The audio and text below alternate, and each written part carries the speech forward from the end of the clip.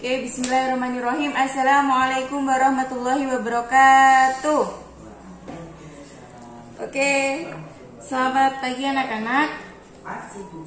Selamat berjumpa kembali di pembelajaran matematika pada hari Rabu.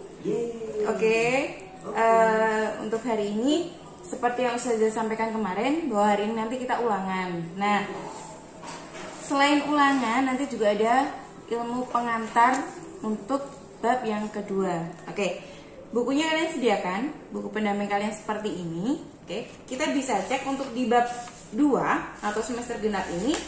Bab pertamanya yaitu di bab ke-6-nya teorema Pitagoras.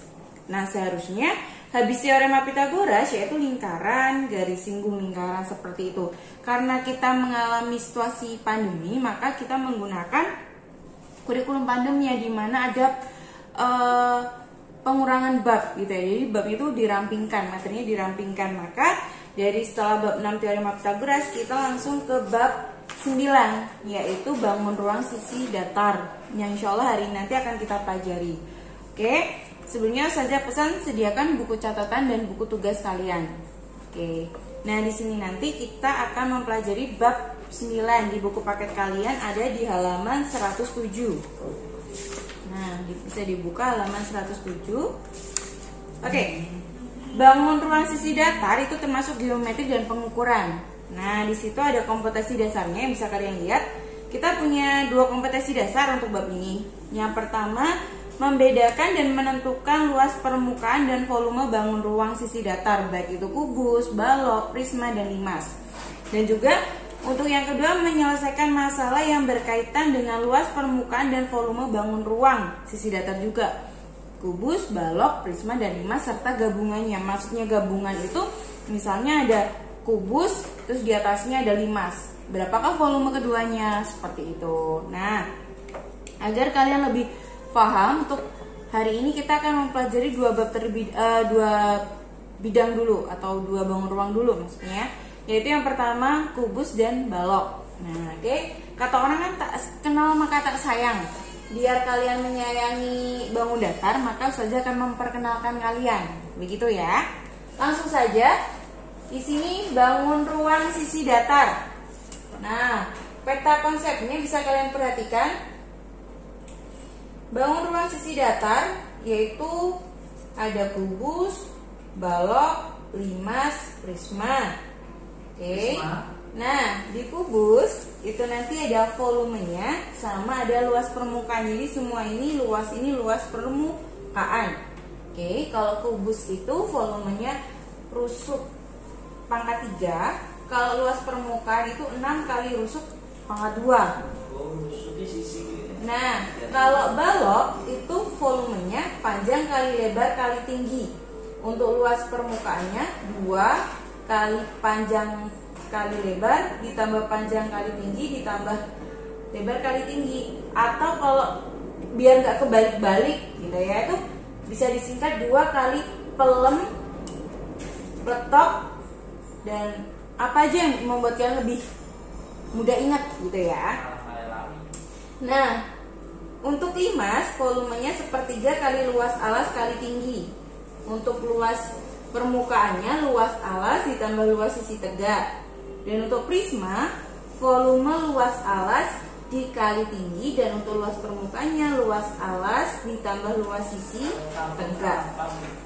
Oke, ini untuk peta konsepnya. Kalian bisa tulis di buku catatan.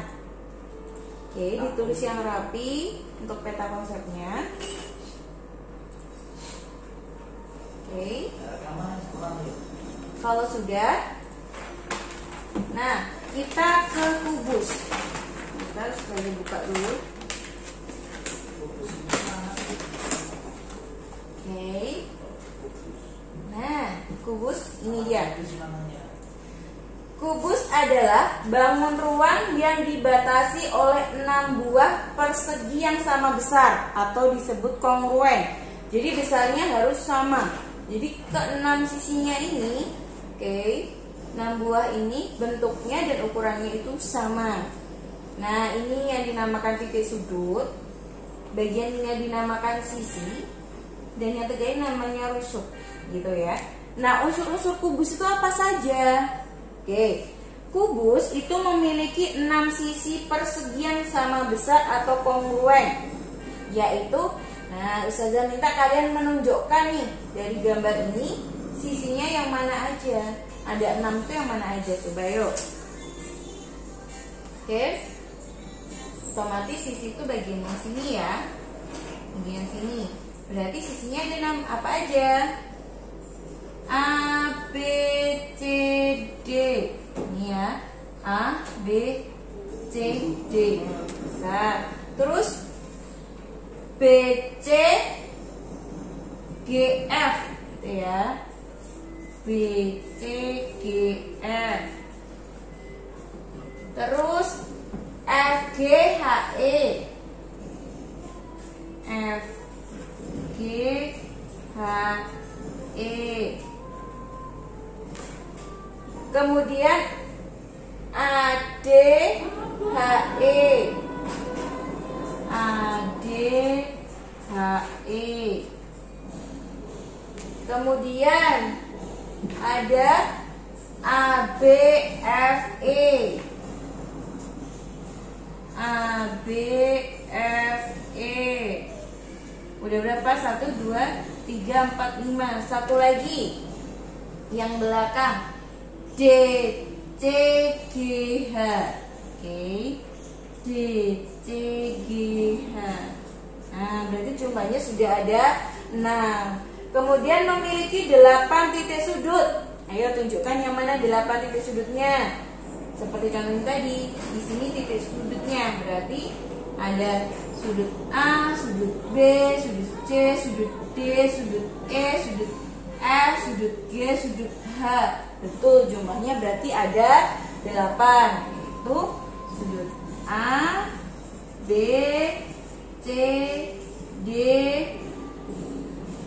E, F, G, H. Oke, selanjutnya memiliki 12 rusuk. Nah, rusuk itu yang ini. Nah, apa aja? Ada AB. AB ya. AB, ada BC. Ada BC. Kemudian ada CD. Kemudian ada DA. Kemudian ada AE. AE, terus apa lagi? Ada BF. AE, BF, CG, ya. Kemudian DH. Kemudian ada EF. Kemudian ada FG.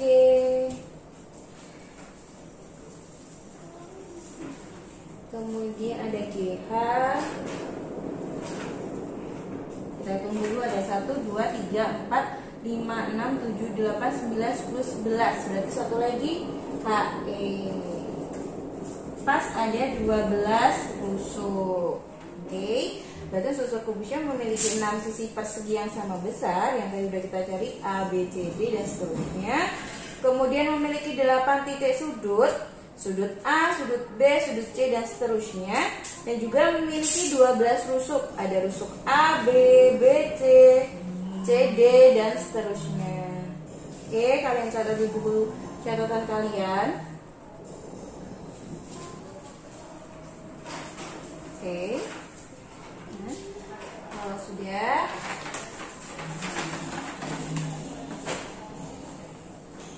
nah, memiliki 12 bidang, memiliki 12 diagonal bidang atau sisi. Nah, yang dimaksud pada gambar diagonal bidang, jadi diagonal itu yang memotong. Nah, kalau memotongnya itu sisi, nah ini sisi bisa disebut juga, ini sisi juga bisa dibilang bidang kayak gitu ya. Nah, diagonal yang memotong sisinya itu ada ini, contohnya seperti ini. Tapi yang di bagian pinggir-pinggirnya atau atas sini kayak gitu, tidak di dalamnya. Itu namanya diagonal bidang atau sisi. Contohnya ada AC, kemudian ada BD, terus habis itu ada BG, ada CF, kemudian ada AH, ada ED, kayak gitu, terus ada FH, EG, kayak gitu ya. Jumlahnya ada 12. Yuk kita tulis sama-sama. Kalian jaga dulu. Nah, ada AC. Ustazah tulis kita kasih dulu ya. Nanti Ustazah di situ. Mana aja diagonalnya? Diagonal bidangnya ada AC. Yang memotong sini. Kemudian ada BD. Yang memotong bagian sini.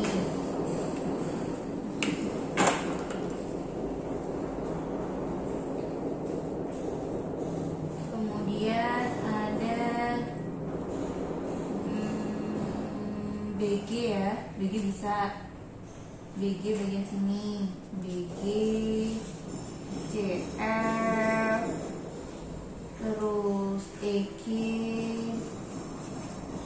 terus FH,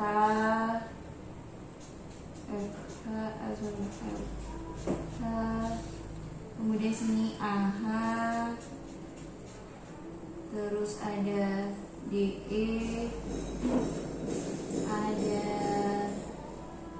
BE, bagian depannya dong, BE, bagian depan ya, BE, terus AF, kan BE sama AF, terus mana lagi yang belum? Oh, bagian yang belakang, CH, kalau CH otomatis sama JG. Oke, kita hitung dulu ada 1, 2, 3, 4, 5, 6, 7, 8, 9, 10, 11, 12. Betul, ada 12. Kita tinggal di sini. Oke, kita tulis tadi. Itu ada AC, BC, CG, CF, EG, FH, AH, DE, BE, AF, CH, dan JK. Ada 12 nih ya. Nah, memiliki 4 diagonal ruang. Nah, diagonal ruang, namanya ruang itu berarti ada di dalam, ya. Berarti ruangan. Nah, bangunan kita berarti dia ada di dalam. Kalau diagonal tadi kan memotongnya, berarti memiliki 4 diagonal ruang. Berarti mana aja? Yaitu ada EC, ya, bisa di sini. Ini aja. Ini yang memotong diagonal, memotong bagian dalam ada EC. Jadi tahu ya bedanya ya. Kalau yang bagian ini namanya diagonal bidang atau diagonal sisi, tapi kalau bidang diagonalnya itu bagian yang memotong di dalamnya. Tadi diagonal ruang, diagonal ruang bukan bidang diagonal, tapi diagonal ruangnya yang memotong bagian dalam. Jadi dari pojok sampai pojok atas sampai pojok bawah gitu ya. Contohnya ada EC, kemudian ada EC sama FD ke dalam sana, dalam FD. Terus ada sana ya, GA, nih bisa nih G ke A, GA. Kemudian ada H ke B, H ke B. Berarti ada benar ada 4. Seperti di sini. Memiliki 4 diagonal ruang, yaitu EC, FD, GA, dan HB.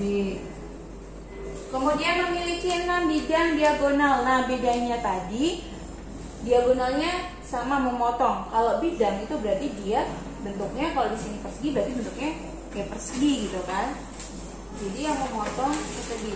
Memiliki 6 bidang diagonal. Berarti dia memiliki bidang itu nih. Jadi full namanya bidang. Ini atau sisi, bidang atau sisi kayak gitu ya. Nah, kalau dia diagonal berarti dia memotong. Otomatis di sini misalnya bayangan kamu memotong full di dalamnya. Berarti misalnya nih ada AC, berarti pasangannya kalau di sini AC berarti di sini GE. Jadi full. Nah, kan membentuk kotak tapi di dalam gitu loh. Membentuk kotak tapi di dalam. Nah, bentuknya itu persegi panjang, coba lihat. Kalian perhatikan.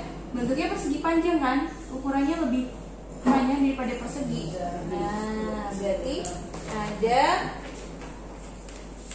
ACGE. Ini sudah lipat lagi buat menulis ya. Ada ACGE. Nah, kemudian kalau BD FH, jadi memotongnya di dalam ini sama sini kan, membentuk persegi panjang juga. Berarti ada BD FH. Oke, kemudian mana lagi nih? BD FH ada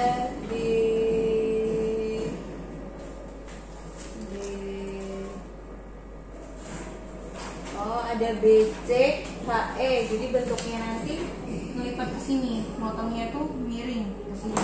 Jadi begini. Ini sama sini. Kayak ini miring ini. Nah, ini juga sama. Ini bidang diagonal. Oke, ada BCHE. Terus kesebalikannya ke sini ada ADFG. ADFG. Kemudian ke sana berarti AB sama DH. AB GH. Kalau kalian bingung, kalian sambil gambar ya. Kalian bentuk gambar-gambarnya biar kalian posisinya seperti ini kayak gitu biar kalian tahu. Ada ABGH. Ada berapa nih? 1, 2, 3, 4, 5. Satu lagi. Ada CD sama EF. Jadi bentuk gambarnya ini ke sini, ini ke sini. Berarti ada CD, EF. Itu ya. Nanti kalian gambar sendiri. Nah, bagus. Bidang diagonal apa aja tadi? AC, GE, BDFH, BCHE, ADFG,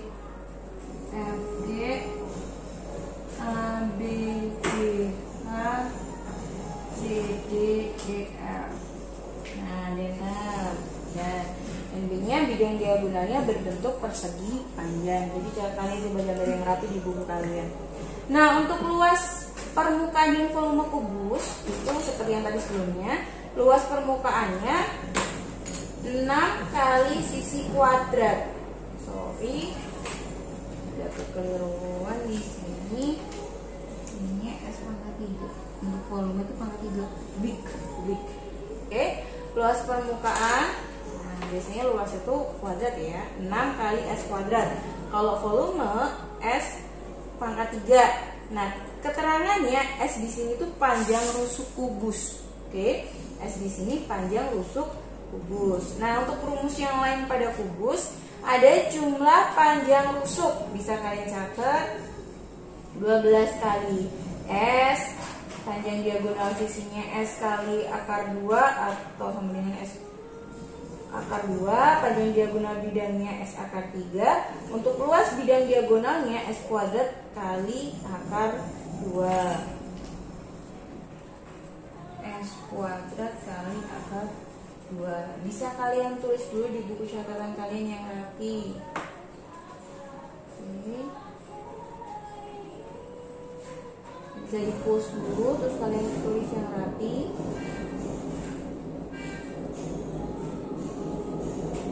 Oke, sudah. Nah, tadi kubus, sekarang kita ke balok.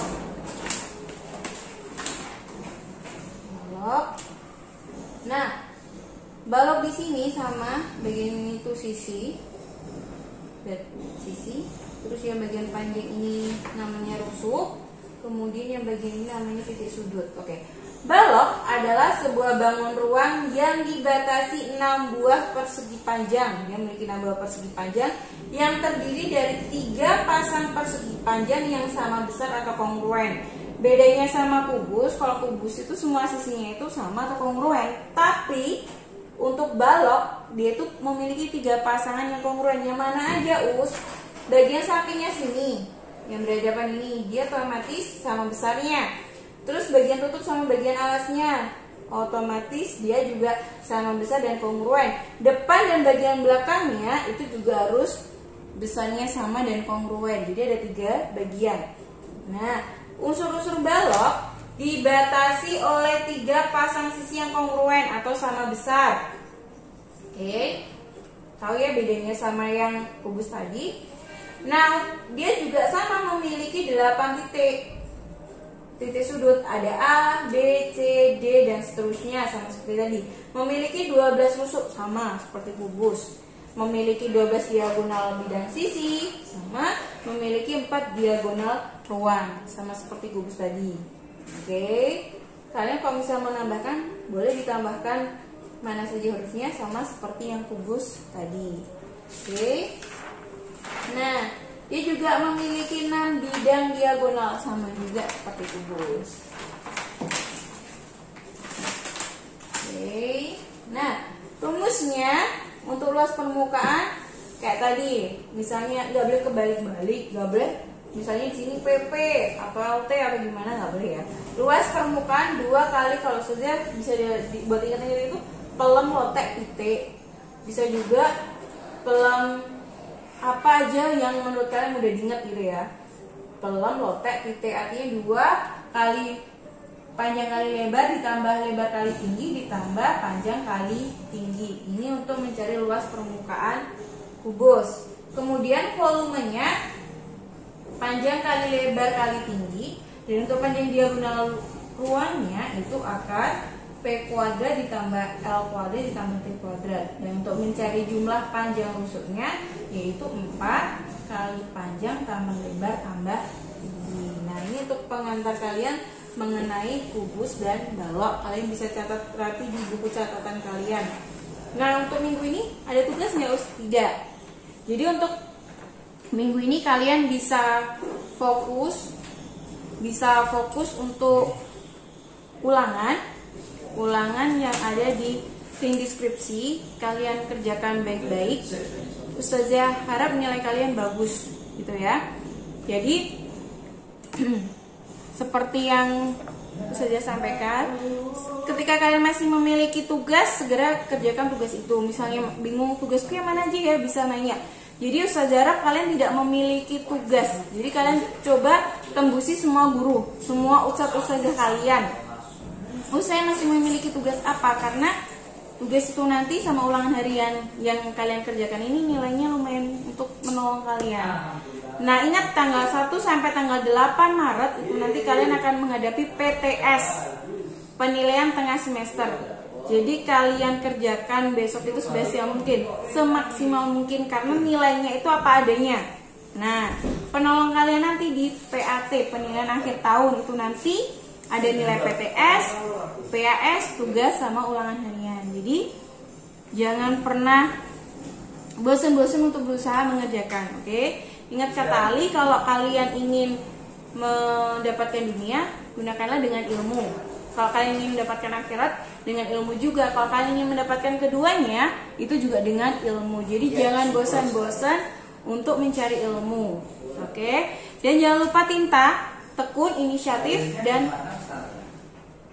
taat ya. Jadi kalian tekun, harus berusaha mengerjakan semua yang ada di depan kalian.